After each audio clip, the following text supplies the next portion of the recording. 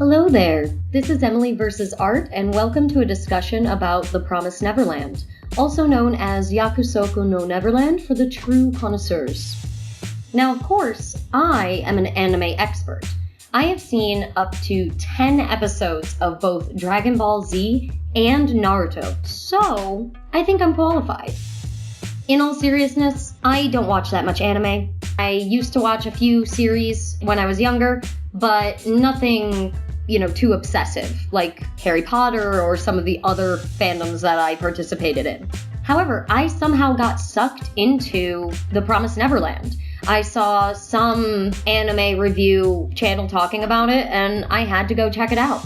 So I thought today I'd talk a little bit about the things I like and the things I don't like about this new show. Now, of course, it is not entirely new. It has been a manga series in Shonen Jump, and I think that's really interesting because some other people have talked about the fact that when Shonen Jump typically does darker fiction, it typically sticks to some sort of psychological thriller genre with stuff like Death Note.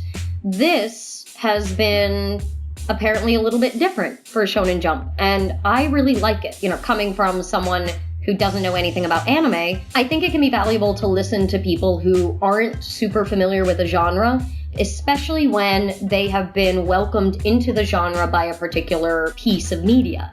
And so here we go. Here are some things that I really like about the show. Now, as you may have seen in a previous video, I really like Harry Potter, and I grew up enjoying it along with other series such as A Series of Unfortunate Events and Harriet the Spy.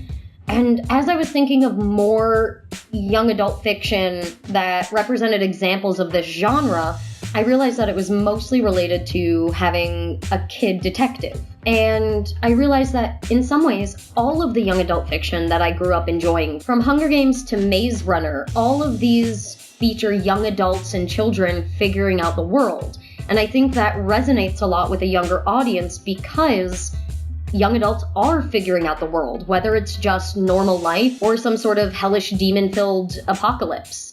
Exploration is satisfying for any audience, but especially for a younger one, because it's something that they can identify with very heavily. That carries into the other thing that I find very interesting about the series, the fact that because I haven't read the manga, the twists are actually really effective, even though they're being telegraphed like crazy.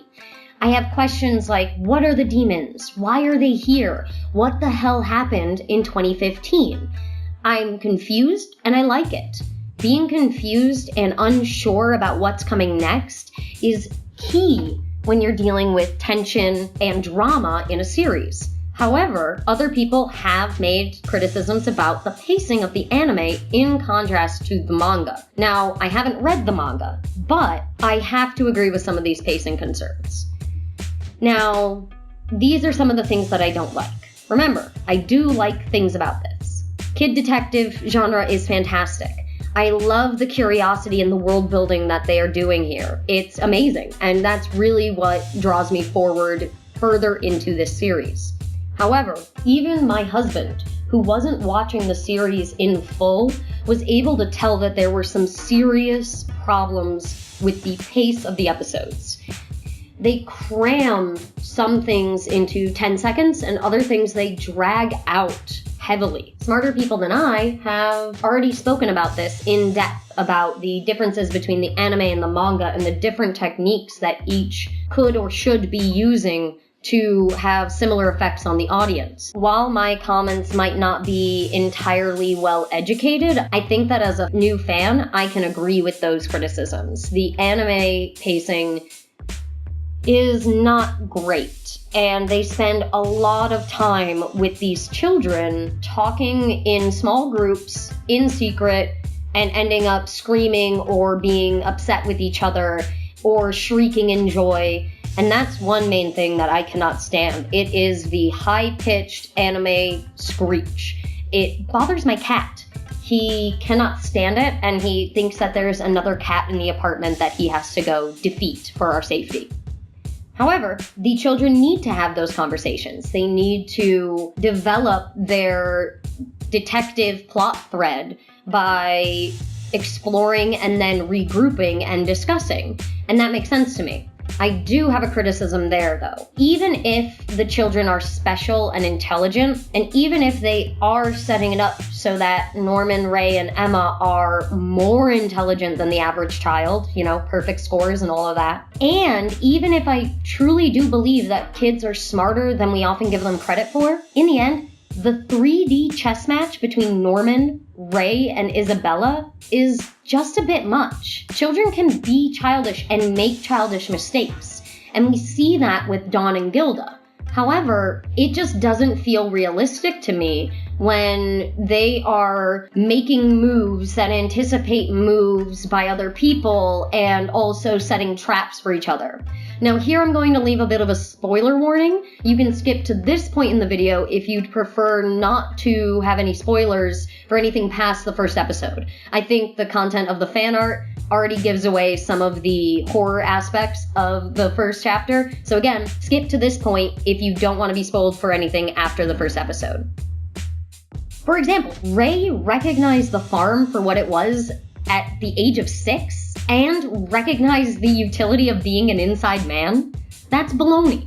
I don't care how smart you are at 6 years old, realizing that you live on a farm for demons to eat people is traumatizing. Most people don't think to con their captors? Maybe captors? They're keepers. Most 6-year-olds couldn't think of anything beyond the next day, let alone a years-long plan to be a spy with the intent of escaping with his 2 best friends.